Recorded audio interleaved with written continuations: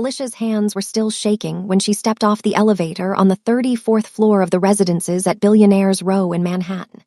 The moving box in her arms felt heavier than it should have, but she knew that was just her nerves. Everything felt heavier these days. Her thoughts, her memories, the constant looking over her shoulder that had become as natural as breathing. 3 days ago, she had caught her ex-boyfriend Darnell going through her laptop. She had come home early from a client meeting, expecting to find an empty apartment. Instead, she found him sitting at her desk, scrolling through her emails with the kind of casual ease that made her stomach turn. He was tracking her location through an app he had secretly installed. He was reading her private messages. He was screenshotting her bank statements and sending them to his own phone. When she confronted him, demanding to know what he was doing, he had not even flinched.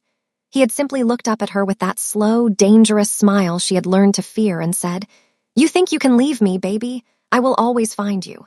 No matter where you go, no matter what you do, you belong to me." That was the moment Felicia knew she had to run. She had been planning her escape for 6 months before that night. Secret savings account that Darnell did not know about, research on apartments with good security systems, a burner phone hidden in her gym bag for emergencies. She had read every article about leaving abusive relationships. She had memorized the steps. She had prepared for this moment.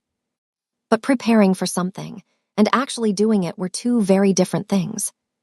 Now she was here, the most expensive building she had ever set foot in, let alone lived in.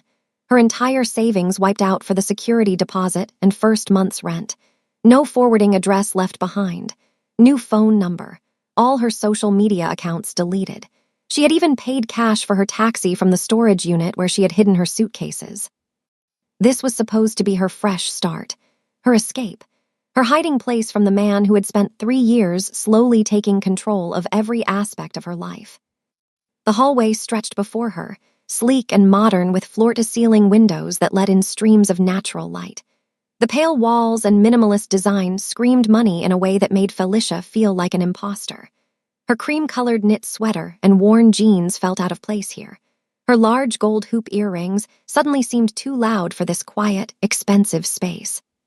She adjusted her grip on the moving box and started walking toward apartment 34B, her new home. Then she froze. A man stood outside the door next to hers. Apartment 34A, he was East Asian, late 20s or maybe early 30s, with black hair slicked back with the kind of precision that suggested expensive products and even more expensive taste.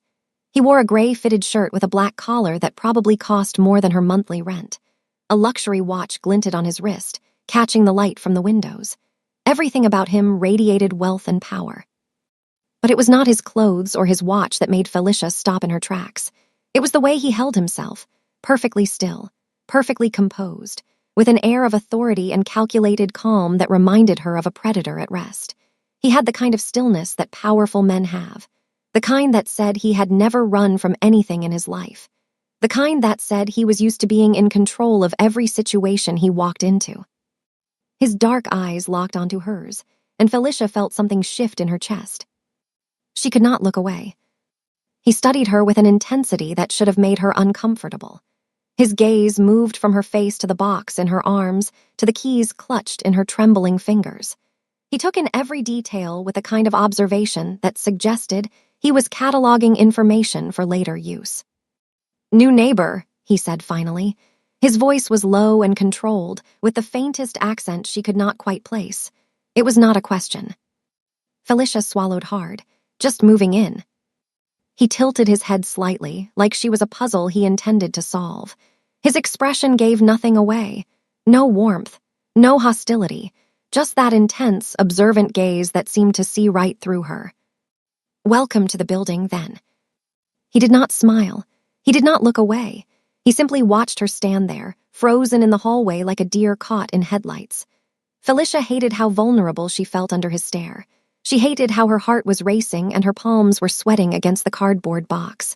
She hated how breathless and nervous she sounded when she finally managed to mumble a thank you. She fumbled with her keys for what felt like an eternity. Her hands were shaking so badly that she dropped them twice. Each time, she felt his eyes on her back, watching her struggle with the lock.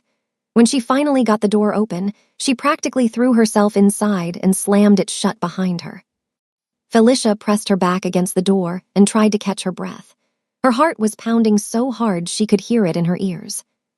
What was that? She did not know who that man was. She did not know anything about him except that he lived next door and looked at her like he could see every secret she was trying to hide. And something about him made her pulse skip in a way she could not explain. Not fear exactly. Something deeper. Something she could not name. She had come here to disappear. But the man next door looked at her like she was already found. Before we continue with this story, I need you to do something for me. I pour my heart into these stories, and it genuinely hurts when people watch without subscribing. Please, just take 1 second and subscribe. It's free, and it means the world to me. Also, drop a comment telling me your favorite part of the story and tell me where you're watching from as well. Now, let's continue. What Felicia did not know, what she could not possibly have known, was that the man standing in the hallway was far more dangerous than any ex-boyfriend she was running from. His name was Kang Min. In the daylight hours, he was the CEO of Horizon Pacific Imports, a legitimate import-export company worth over $2 billion. He appeared in Forbes articles and business magazines. He attended charity events and high-profile conferences. He was the kind of success story that people admired from a distance. But when the sun went down, Kang Min was something else entirely. He controlled one of the most powerful Korean crime syndicates operating on American soil. His territory stretched from Manhattan to Los Angeles. His network ran deeper than the FBI could trace.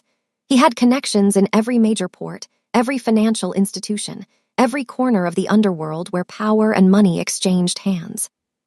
He was not a man who paid attention to neighbors. He was not a man who noticed the people around him unless they were useful or threatening.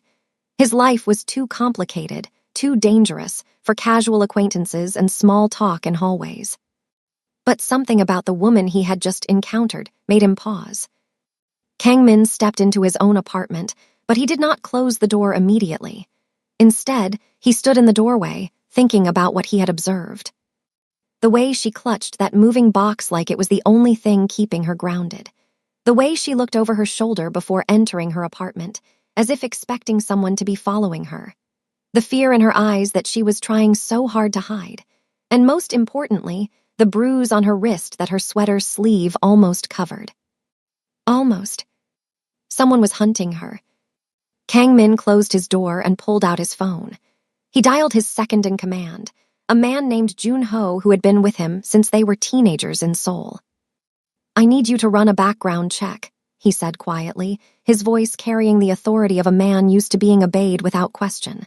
"The new tenant in 34B, I want everything. Family, employment, relationships, legal history, social media presence, everything. And I want it tonight." Jun Ho did not ask why. He never did. Consider it done. Kang Min ended the call and walked to his window. His penthouse offered a stunning view of Central Park and the Manhattan skyline beyond. He had stood at this window 1,000 times, thinking about deals and enemies and the endless chess game of running an empire. Tonight, he was thinking about a woman with fear in her eyes and a bruise on her wrist. He did not know why he was curious. He did not know why he cared. But he had a policy about predators who thought they could operate in his territory. He dealt with them personally.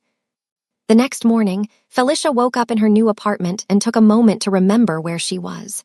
The ceiling was unfamiliar. The sounds were different.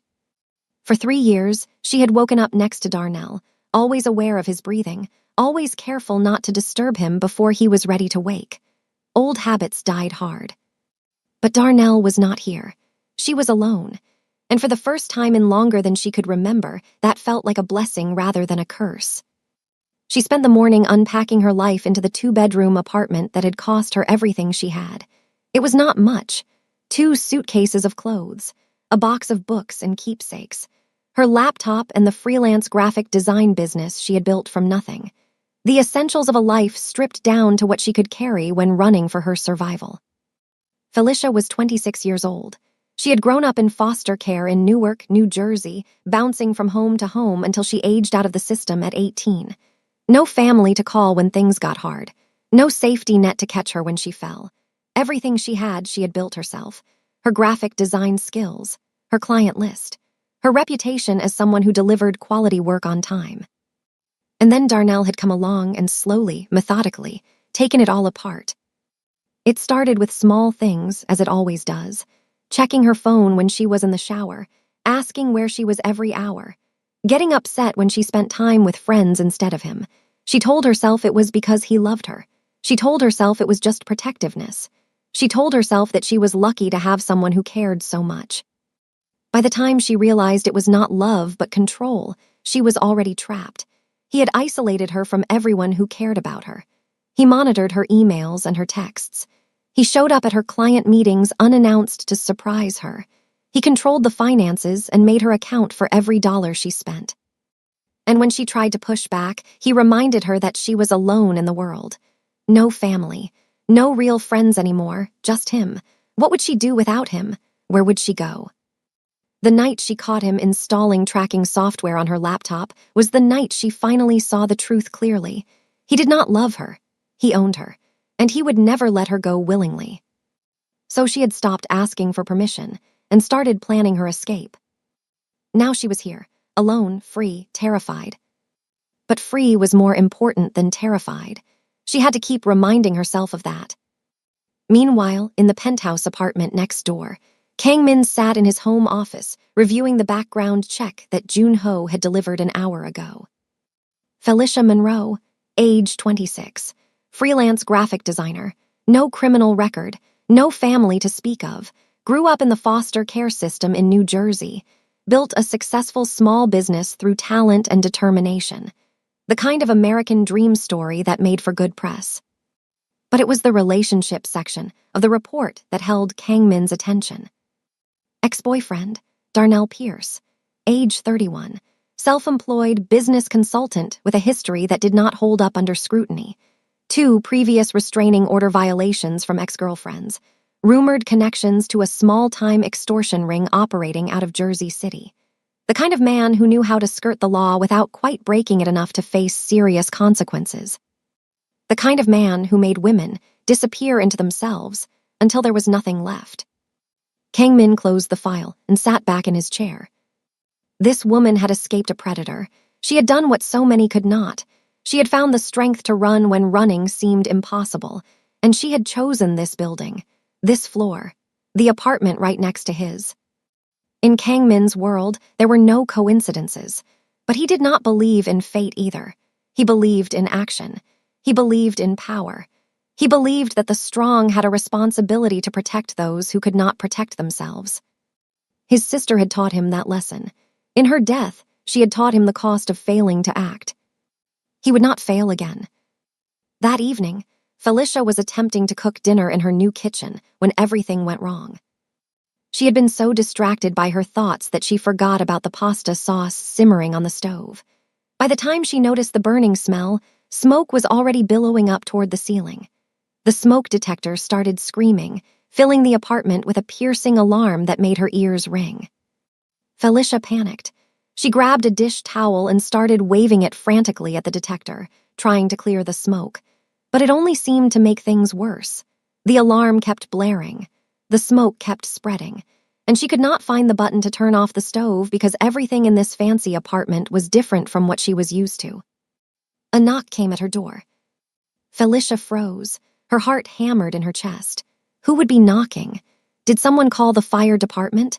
Was the building going to evacuate? She was going to get kicked out on her first day, and then she would have nowhere to go and Darnell would find her and... She forced herself to breathe. She walked to the door. She opened it. Kang-min stood in the hallway, holding a small fire extinguisher with an expression that might have been amusement on anyone else. On him, it was just a slight softening of that intense, unreadable face. "Do you need this?" he asked, gesturing with the extinguisher. Felicia felt her face flush with embarrassment. "It's just pasta sauce. I promise I'm not actually burning down the building." "That remains to be seen." He looked past her at the smoke billowing from the kitchen. "May I?" Before she could answer, he stepped inside her apartment. He moved with the kind of confidence that suggested he was used to walking into spaces uninvited. Before she could protest, he was in her kitchen, calmly locating the control panel for her stove and turning it off. He opened the window with practiced ease, letting the cool Manhattan air flow in. The smoke began to dissipate. Felicia stood frozen in the doorway of her own kitchen, watching this stranger take control of the situation. Part of her knew she should be alarmed. A man she did not know was in her apartment. Every instinct that Darnell had drilled into her over 3 years screamed that this was dangerous, that she should tell him to leave, that she should not trust anyone. But there was something about the way Kang-min moved. Calm, efficient, like he was solving a minor inconvenience rather than invading her space. He did not look at her with the possessive hunger that Darnell always had. He did not make her feel small or stupid for making a mistake. He just fixed the problem, and then turned to face her with that same unreadable expression. "You should invest in a better exhaust fan," he said. "This building has old ventilation on this floor. The construction was supposed to update it, but the project was delayed. I can speak to building management if you would like." Felicia blinked. Thank you, I'll keep that in mind." He walked toward the door, his footsteps silent on the hardwood floor. Then he paused, turning back to look at her. "Kang-min," he said, "since we are neighbors, you should know my name." "Felicia," she replied, then immediately wished she had not. She was supposed to be hiding. She was not supposed to be giving her name to strangers, no matter how helpful they seemed. But Kang-min just nodded like he already knew. "I know." And then he was gone, closing the door quietly behind him, leaving Felicia standing in her smoky kitchen with more questions than answers. She cleaned up the mess from her disastrous dinner attempt and ordered takeout instead. But as she ate her Chinese food alone in her new apartment, she could not stop thinking about her neighbor. He had been in her apartment. He had handled her small emergency like it was nothing.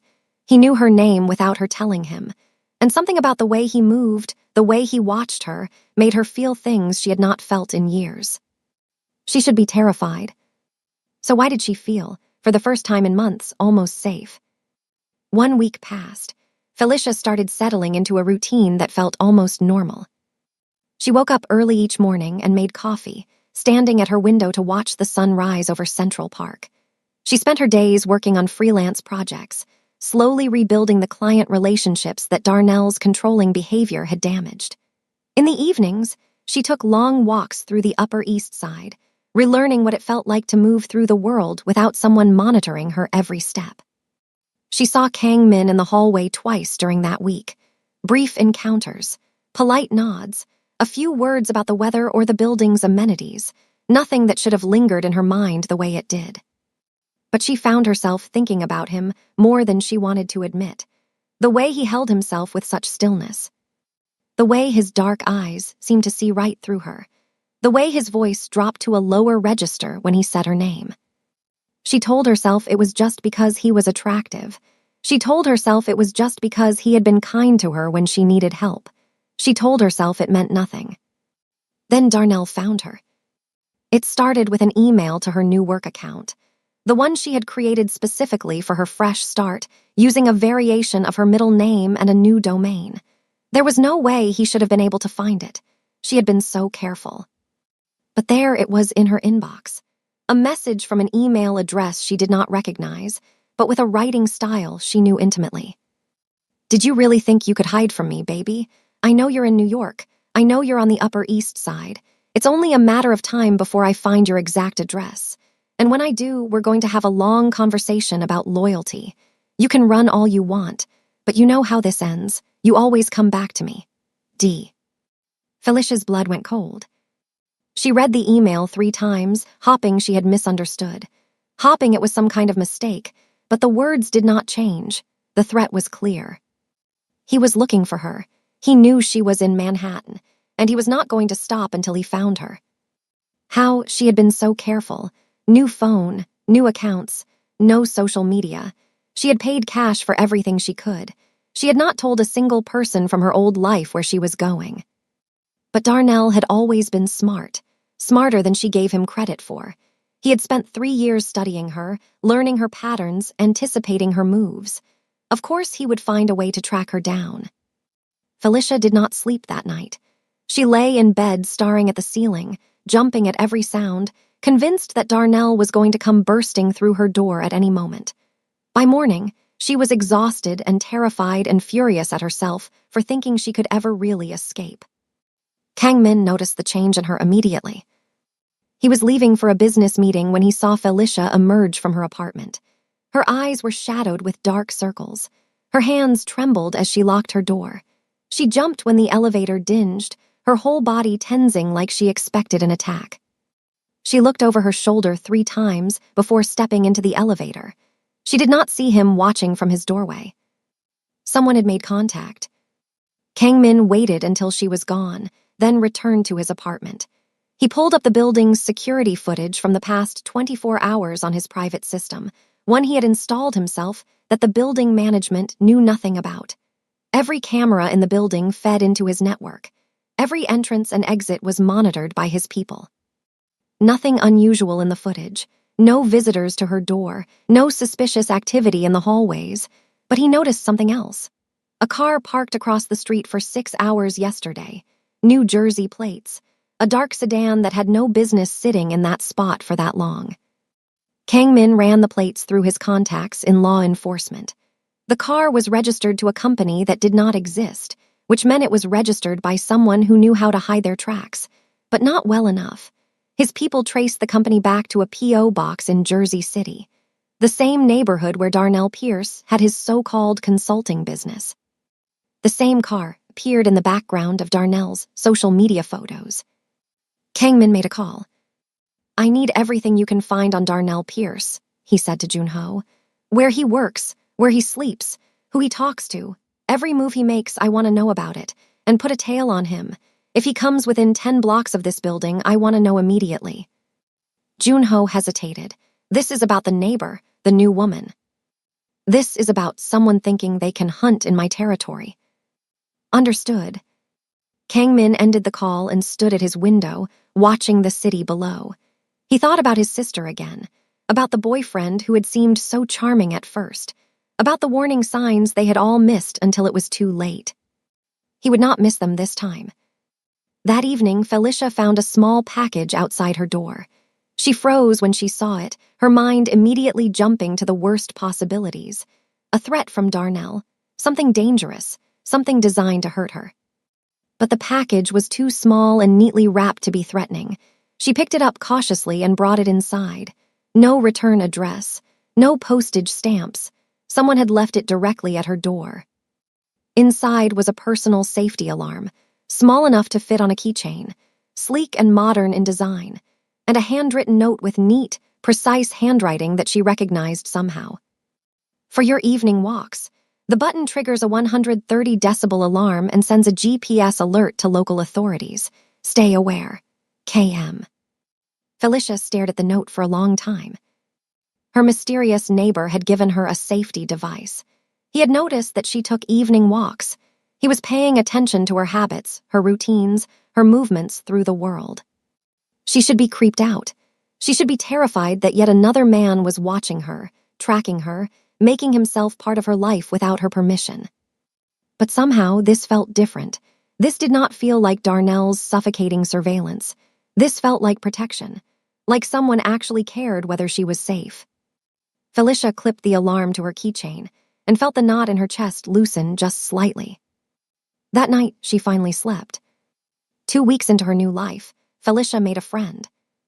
The building concierge was a woman named Rosa who had worked at the residences for over 15 years. She knew everyone and everything that happened in the building, and she loved to talk. Felicia started stopping by the front desk each morning to chat. It was nice to have a friendly face. Nice to have someone who smiled at her and asked how she was settling in. Nice to feel like she was building connections again after Darnell had isolated her from everyone. One morning, their conversation turned to the other residents in the building. "You're lucky, you know," Rosa said, leaning forward conspiratorially. "You got the apartment next to Mr. Kang." Felicia felt her cheeks warm. "Kangman, my neighbor." "That's the one, very private man, very important. You know, they say he runs half of Manhattan's shipping industry. His company is worth billions. Billions, can you imagine?" Rosa shook her head in wonder. He seems nice, Felicia said, thinking about the fire extinguisher and the safety alarm. Rosa lowered her voice. Between you and me, honey, some people say he's connected. Like connected, Korean Mafia connected. She held up her hands. I don't know anything for sure, you understand, just rumors. But he's always been polite to me, so I don't ask questions. In this city, sometimes it's better not to know. Felicia laughed nervously. Mafia, that sounds like a movie. Rosa shrugged. This is New York, honey. Stranger things have happened. You just keep being polite to him, and I'm sure you'll be fine. He's actually very generous to the building staff during the holidays. Tips like you wouldn't believe. That night, Felicia did something she knew she should not do. She sat at her laptop with a glass of wine and Googled Kang Min. The legitimate results were impressive. CEO of Horizon Pacific Imports, one of the largest import-export companies on the East Coast. Forbes 30 under 30 from 7 years ago. Philanthropist who had donated millions to Korean-American cultural organizations. Reclusive billionaire who rarely gave interviews and kept his personal life completely private.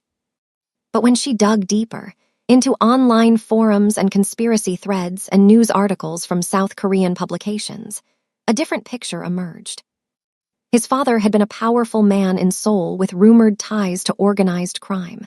When his father died 12 years ago, the young Kang Min had taken over the family business and expanded operations into America with impressive speed. Some said he had legitimate business savvy. Others said he had inherited more than just money. There were whispers of protection rackets operating along the West Coast shipping routes, rumors of rival businessmen who had crossed Kang Min and mysteriously lost everything, stories of men who had threatened his interests and were never seen again. None of it was proven, none of it was confirmed, but the rumors were consistent enough to paint a picture. Felicia closed her laptop slowly. The man who had given her a safety alarm, the man who had calmly handled her kitchen fire, the man who looked at her like he could see through walls. He was not just a wealthy businessman. He was dangerous. She barely slept that night. The next time Felicia saw Kang Min in the hallway, her entire demeanor had changed. She kept her distance. She avoided eye contact. When he said good morning, she gave a clipped reply and hurried toward the elevator without waiting for him to respond. Her body language screamed that she wanted to be left alone. Kang Min noticed immediately. He did not say anything in the hallway, but when the elevator arrived and they both stepped inside, he pressed the lobby button and then turned to face her. You looked me up, he said calmly. It was not a question. Felicia's heart hammered in her chest. She gripped her purse strap so tightly her knuckles turned white. I don't know what you're talking about. You do, and you found things that scared you. He watched her face carefully. Ask me. Ask you what? Whatever you want to know. The elevator descended in silence. Felicia's mind raced with possibilities. This was insane. She was alone in an elevator with a man who might be a crime boss. She should be screaming for help. She should be pressing the emergency button. She should be running as far and as fast as she could. But she looked at him, really looked, and she saw something she recognized. Behind that controlled exterior, behind the expensive clothes and the intimidating stillness, she saw the same careful walls she had built around herself. The same guarded expression she wore when she did not want anyone to see how afraid she was. The same calculated distance that came from a lifetime of protecting yourself from harm. He was not so different from her. He was just better at hiding it. Are you going to hurt me? She finally asked, her voice barely above a whisper. Kang Min turned to face her fully. His dark eyes held hers without flinching. I have never hurt someone who did not deserve it, he said quietly. And you, Felicia Monroe, have done nothing to deserve anything but protection. The elevator doors opened to the lobby. Kang Min stepped out, then paused and looked back at her. Your ex-boyfriend hired someone to follow you, he said, as casually as if he were mentioning the weather. A private investigator with a criminal record and no ethics. I dealt with it. The man has been encouraged to find a new line of work in a different state. Felicia felt the blood drain from her face. You're welcome, Kang Min added. And then he walked away, disappearing through the lobby doors and into a black car that was waiting for him at the curb. Felicia stood frozen in the elevator until the doors started to close. She stumbled out into the lobby, her mind reeling. He knew about Darnell, he knew about the stalking, and he had done something about it without even telling her. She should be furious. She should be terrified. She should be running to the police to report that her neighbor was apparently conducting vigilante justice on her behalf. But all she could think was, someone is finally on my side. Felicia did not believe Kangmin's claims until she saw the news report 2 days later. A man named Vincent Crawley had been arrested in Manhattan for stalking and illegal surveillance. According to the report, police had received an anonymous tip that led them to Crawley's apartment, where they found evidence of multiple stalking operations targeting vulnerable women. In his possession were photographs of Felicia entering her building, detailed notes about her schedule, and text messages from someone saved in his phone as DP. Darnell Pierce. He had hired someone to stalk her, and that someone was now in jail. Felicia watched the report 3 times, waiting for the relief to wash over her. But all she felt was the cold realization of how close Darnell had gotten, how much he already knew about her new life, how little time she had before he found her exact address. The charges against Crawley were unlikely to stick long-term. The evidence had been anonymously submitted in ways that made it legally complicated. But for now, at least, the man who had been tracking her was off the streets. And she knew exactly who was responsible. That evening, Felicia stood outside Kangmin's door for 10 minutes before she finally worked up the courage to knock. He answered immediately, like he had been expecting her. He was dressed more casually than she had ever seen him. Black t-shirt that showed off arms more muscular than his business attire had suggested. Gray sweatpants, feet bare on the hardwood floor. He looked almost human like this, almost approachable. "You got him arrested," she said. "I got him off the streets," Kangmin replied. "The arrest was a bonus." "Why? Why do you care what happens to me?" He studied her for a long moment. His expression gave nothing away, but something in his eyes shifted. Softened, maybe, or opened. "Come in," he said, stepping aside. "I think we need to have a real conversation." Felicia hesitated. Every instinct she had told her this was a bad idea. You do not walk into a crime boss's apartment, no matter how helpful he has been. You do not trust men who operate outside the law, no matter how handsome they are. But she stepped inside anyway. His apartment was stunning. 3 times the size of hers, at least, with floor-to-ceiling windows that offered a panoramic view of Manhattan. The decor was minimalist and expensive. Clean lines, neutral colors, original artwork on the walls that probably cost more than she would make in a lifetime. But what caught Felicia's attention was a small shelf in the corner of the living room. 3 photographs in simple frames. A woman who looked like an older version of Kangmin, with the same strong features and dark eyes. A man with a stern face and kind eyes. And a young girl, maybe 7 or 8 years old, grinning at the camera with uninhibited joy. "My mother," Kangmin said, following her gaze. He came to stand beside her close enough that she could smell his cologne, something expensive and subtle. "My father and my sister." "You have a sister." "Had." The word hung in the air between them. Felicia turned to look at him and saw something crack in that carefully controlled exterior. Pain, old and deep and never fully healed. "She was killed 12 years ago," Kangmin continued, his voice flat. "She was 19, I was 23. She had been dating a man who seemed perfect at first, charming, attentive, everything a girl could want. But when she tried to end the relationship, he became someone else, possessive, threatening. He started following her, showing up at her apartment uninvited, calling her dozens of times a day." Felicia felt her throat tighten. She knew this story. She was living this story. "We did not know how bad it was," Kangmin said. "Ja-young was proud. She did not want to worry the family. She thought she could handle it herself." He paused. "By the time I found out what was happening, it was too late." "What happened to him?" Felicia whispered. Kangmin was silent for a long moment. "He is no longer a problem. That is all I will say." Felicia should have been horrified. She should have been terrified that she was standing next to a man who had likely done something terrible in the name of vengeance. But all she felt was a strange kinship. He understood. He understood in a way that no one else in her life ever had. I was building my father's empire when she died, Kang Min continued. I thought I was powerful. I thought I could protect everyone I cared about, but I could not protect my own sister. He turned to face her. When I saw you move in with that bruise on your wrist, when I saw the way you flinched at sounds, when I saw the fear in your eyes and realized that someone was hunting you, I could not ignore it. I could not stand by and watch it happen again. So you've been protecting me.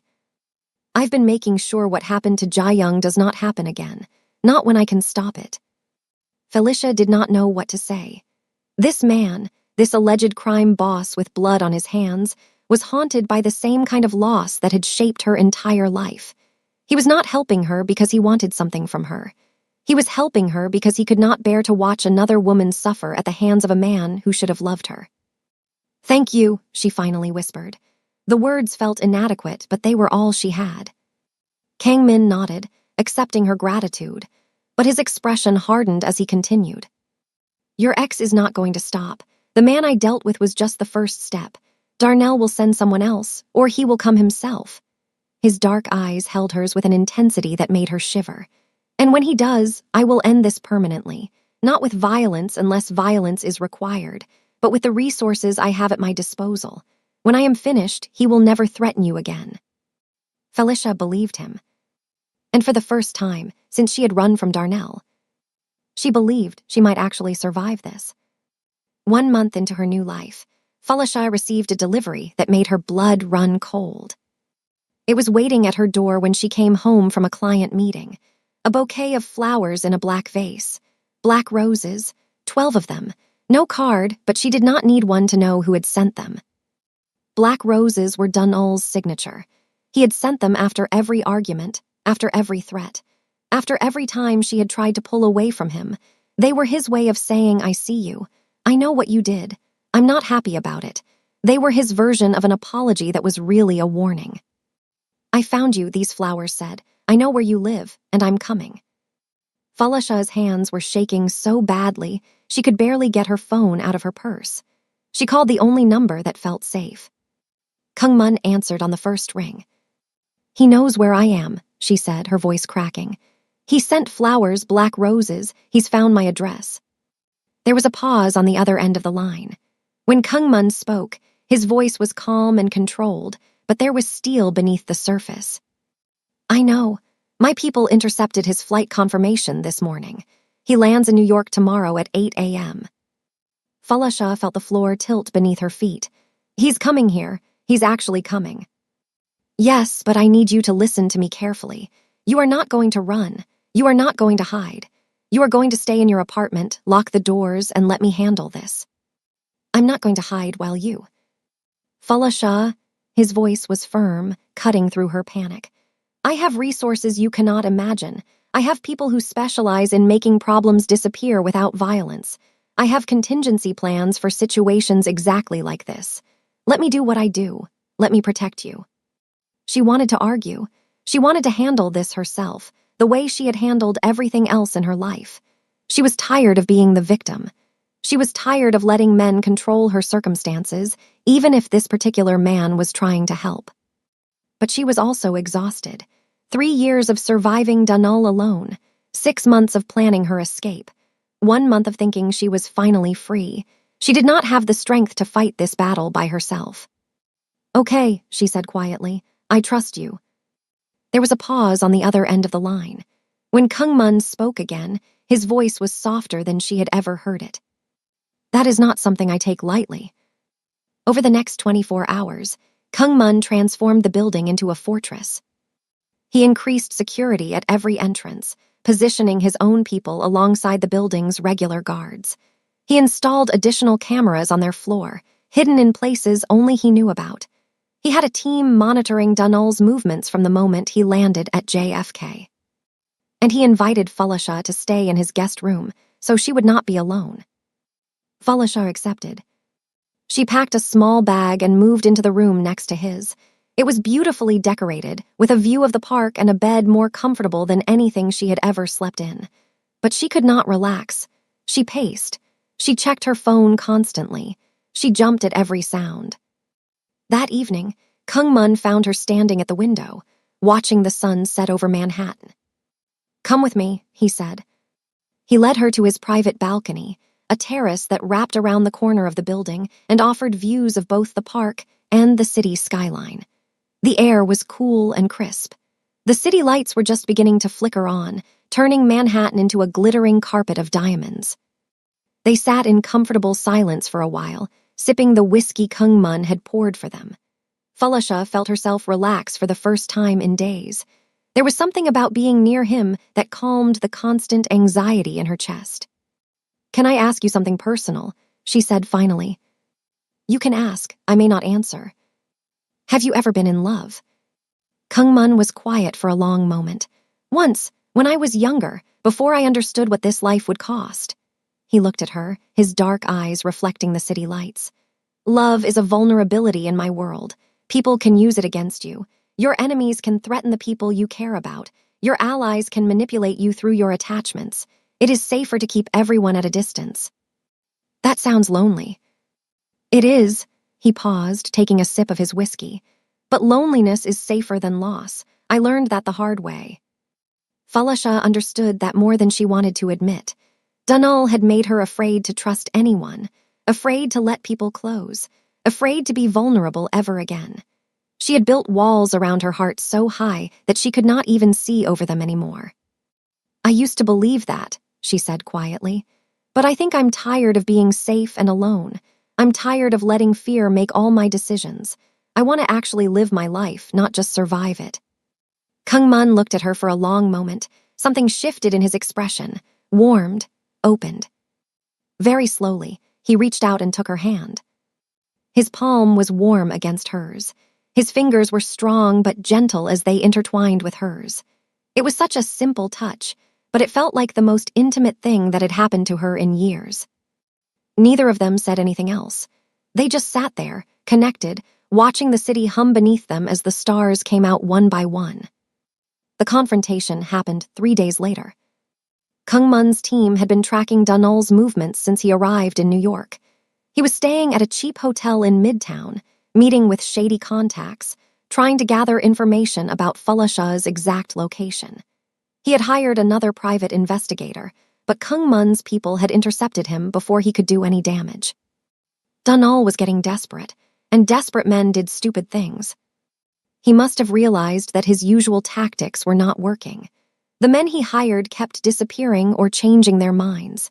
His contacts in the city were suddenly unwilling to help him. It was like an invisible wall had gone up around Falasha, and he could not figure out how to get through it. So he decided to try a different approach. Falasha received a text message from an unknown number claiming to be from the NYPD. "Your apartment was broken into last night.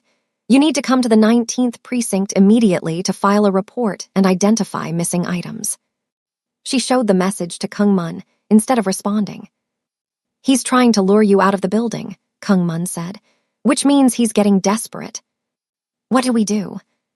Kung Mun smiled, but it did not reach his eyes. It was the smile of a predator who had just spotted his prey. "We give him what he wants, just not in the way he expects." The plan was simple. Falasha would appear to leave the building, drawing Dunal out of hiding.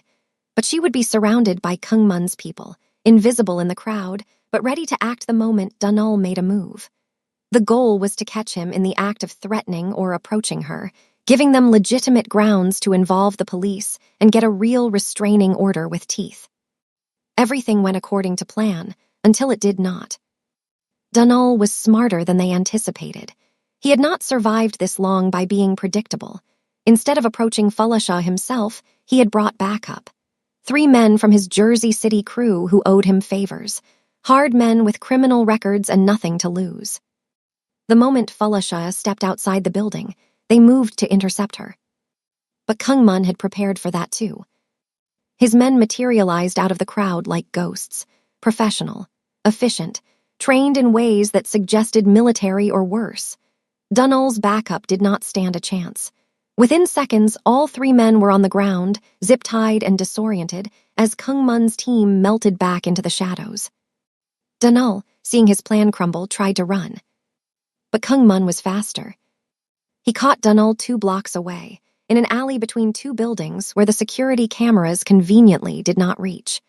Kung Mun slammed him against the brick wall and pinned him there with one arm, his face inches from Dunal's. "You are going to listen very carefully," Kung Mun said. His voice was quiet, almost conversational, but there was something beneath it that made Dunal's face go pale.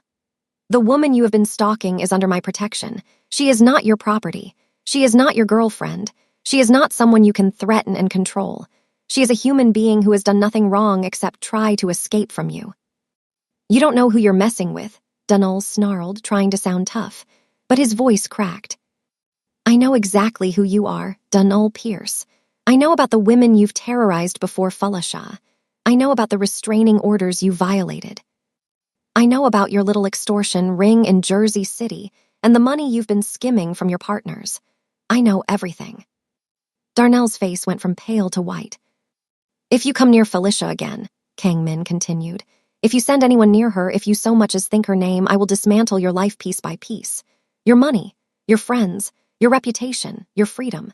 I will take everything you have ever valued and burn it to ash.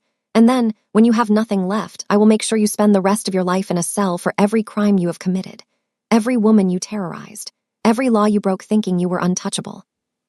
You can't.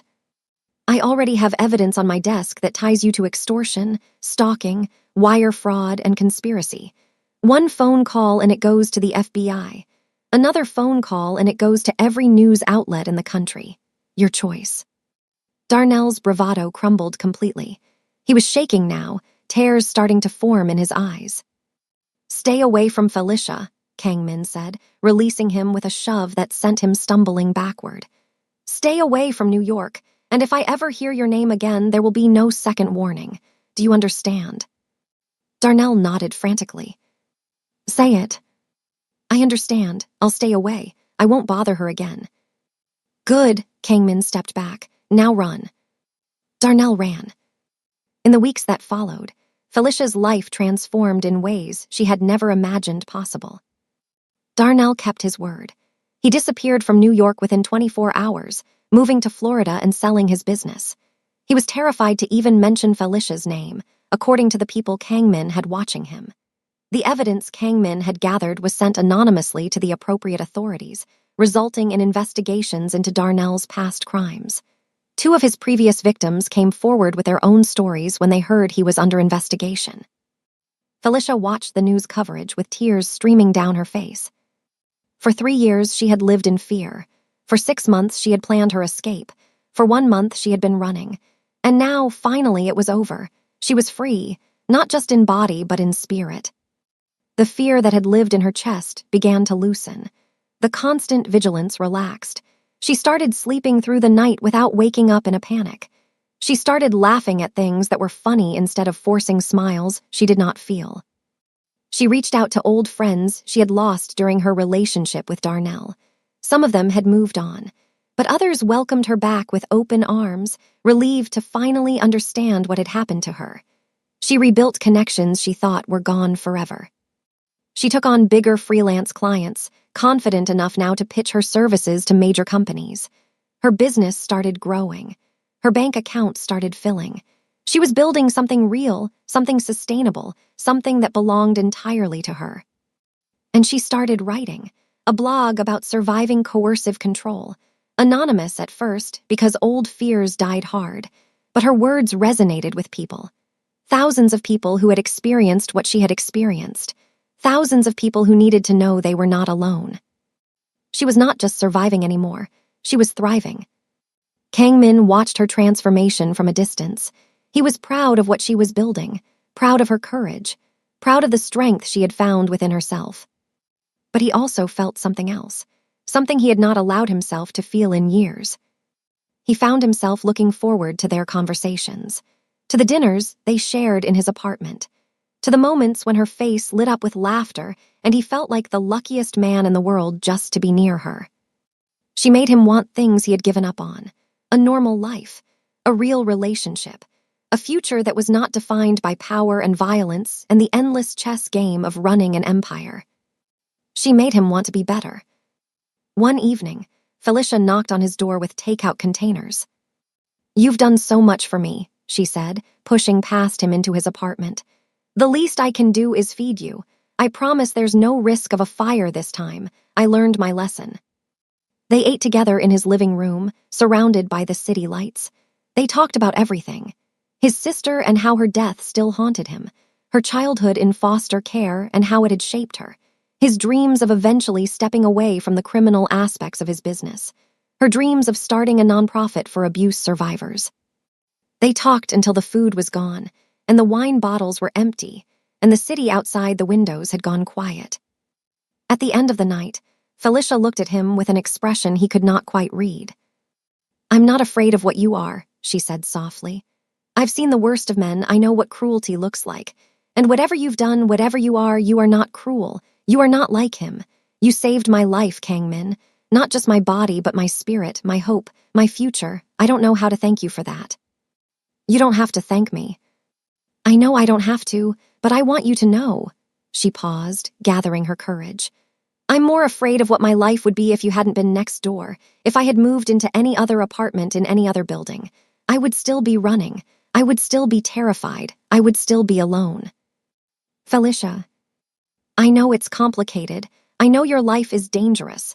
I know there are a million reasons why this is a bad idea. But I've spent years letting fear make my decisions. I don't want to do that anymore. I want to choose something, someone. And I choose you." Kang Min was silent for a long moment. His heart was pounding in a way it had not pounded in years. His carefully constructed walls were crumbling, and he could not find it in himself to rebuild them. He reached out and cupped her face with both hands. His touch was gentle, almost reverent, as if he was holding something infinitely precious. "I will spend the rest of my life making sure no one ever hurts you again," he said.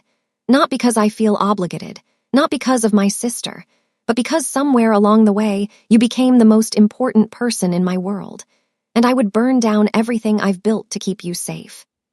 Felicia leaned forward and kissed him. It was soft at first, tentative, two damaged people finding their way to each other through the darkness. But then it deepened, and for the first time in years, neither of them felt alone. 1 year later, Felicia stood on the rooftop terrace of their building in Manhattan, watching the sun set over the city that had become her home. So much had changed in 12 months that she sometimes had trouble believing her life was real. Her nonprofit, Rising Free, had launched 6 months ago with funding from an anonymous donor. Kang Min thought he was being subtle, but Felicia had figured it out immediately. She did not mind. The money was going to a good cause, and his generosity was one of the many things she had come to love about him. Rising Free had already helped over 200 women escape abusive relationships and find safe housing. Felicia had hired a small team of counselors and advocates who had experienced abuse themselves. She had partnered with legal aid organizations to help survivors navigate restraining orders and custody battles. She had built something that mattered, something that would outlast her. Her blog had grown into a full platform with thousands of followers. She was no longer anonymous. She had started giving interviews, sharing her story publicly, becoming a voice for survivors who did not have the resources to speak for themselves. She had been featured in magazines and podcasts, and even a documentary about coercive control. And Darnell? He was in prison now. The investigations had uncovered enough evidence to put him away for years. 2 of his previous victims had testified against him. The man who had terrorized her for 3 years was finally facing consequences for his actions. Felicia had watched the verdict on television, surrounded by the women she had helped through Rising Free. They had cheered together, cried together, celebrated a victory that belonged to all of them. She was not a victim anymore. She was a survivor, a thriver, a warrior. And she owed so much of that to the man who had saved her life by simply living next door. Kang Min had changed too. Over the past year, he had begun the slow, difficult process of transitioning his organization away from illegal operations. It would take years, maybe decades, to fully disentangle himself from the criminal world his father had built. There were obligations and debts and relationships that could not be severed overnight. But he had started. He had hired legitimate business consultants to help him restructure Horizon Pacific Imports. He had begun distancing himself from the more dangerous aspects of his network. He was building something different, something cleaner, something he could be proud of. For her, for the future they had started to imagine together. Felicia made him want to be the kind of man who deserved her, and for the first time in his life, he was willing to do the work to become that man. Kangmin joined her on the rooftop as the last rays of sunlight painted the sky in shades of orange and pink. He wrapped his arms around her from behind, pulling her close against his chest. "What are you thinking about?" he asked, his breath warm against her ear. "The day I moved in," she said softly. "I was so scared. I thought I was just hiding. I had no idea I was about to find everything I never knew I was looking for." "If you had known your neighbor was a crime boss, would you have moved in anyway?"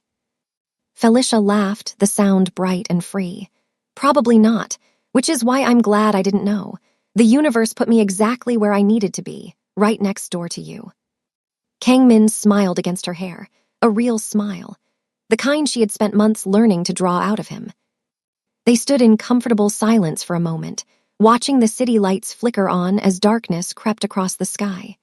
Manhattan spread out before them like a glittering promise, full of possibilities they had never imagined. Then Kangmin turned her to face him. His expression was serious, but there was warmth in his dark eyes that made her heart flutter.